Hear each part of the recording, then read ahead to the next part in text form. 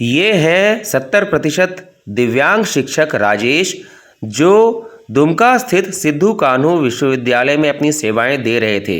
लेकिन इनके साथ कुछ ऐसा हुआ कि पिछले 5 महीने से भी अधिक समय से ये धरने पर बैठे हैं। आइए जानते हैं इन्हीं से। तो राजेश, आप मई की शुरुआत 3 मई से आपका धरना जारी है। बीच में आप दुमका गए भी थे अपने विश्वविद्यालय, कुछ चिट्ठियां भी आपको मिली थी।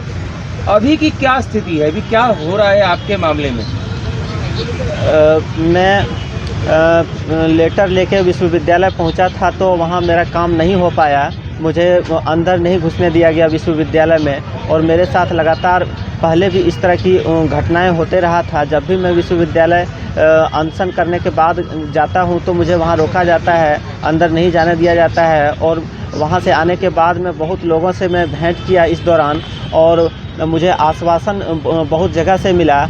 और श्री रविंद्रनाथ महतो जो स्पीकर हैं, स्पीकर महोदय के द्वारा मुझे पत्र दिया गया था, और वे प्रयास भी किए कि इन्हें राज्यपाल से मिलाया जाए। लेकिन एडीसी साहब को उन्होंने फ़ोन किए और एडीसी साहब ने स्वीकार नहीं किए, भेंट करने का परमिशन नहीं दिया गया। मैं बहुत कोशिश किया कि मैं किसी तरह महामहिम राज्यपाल महोदय के पास पहुंचूं, उनको अपनी समस्या बताऊं, उनसे वार्ता कर सकूं, लेकिन ऐसा नहीं हो पाया। मैं लाख कोशिश करने के बाद भी वहां नहीं पहुंच पाया। मैं बहुत लोगों से रिक्वेस्ट किया कि मुझे महामहिम से भेंट कराया जाए, लेकिन मैं सफल नहीं हो पाया, और लगातार मैं कोशिश कर रहा हूं। आज भी मैं श्री बादल पत्रलेख जो हमारे स्थानीय विधायक हैं और कृषि मंत्री भी हैं, उनसे भी मैं रिक्वेस्ट किया हूं, और उन्होंने आश्वासन दिए हैं कि आपकी समस्या का निदान करने का मैं प्रयास कर रहा हूं। और मैं और भी बहुत सारे लोगों से मैं भेंट किया हूं,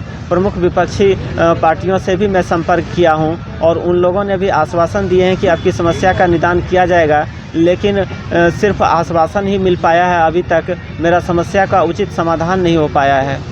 आप जब सिद्धू कान्हू विश्वविद्यालय में टीचिंग का काम कर रहे थे, पढ़ा रहे थे, उस समय आपको हटाने के पीछे क्या आधार बताया गया था? मैं जब नेट क्वालिफाई किया था अर्थशास्त्र विषय से, और मेरा नाम पेपर में आया था, तब मुझे वहां रखा गया कि यहाँ टीचर का कमी है, पीजी डिपार्टमेंट में आप पढ़ाइए, इसके बदले में जो भी घंटी आधारित टीचर को दिया जाता है आपको भी दिया जाएगा। इस बेसिस पर मैंने पढ़ाना शुरू किया, और जब मुझे कुछ नहीं मिल रहा था, मैंने 1 वर्ष से अधिक समय तक वहाँ सेवा दिया, और कुछ नहीं मिल पाने के वजह से मैं वीसी से बहुत बार संपर्क किया, भेंट किया, और वहाँ से कुछ नहीं हो पाया। तब मैंने महामहिम राज्यपाल महोदय श्री रमेश बैस से भेंट किया था, और इनसे भेंट करने के बाद इन्होंने आदेश दिए थे कि इसे पैसा दिया जाए, फ्री में इससे काम नहीं लिया जाए।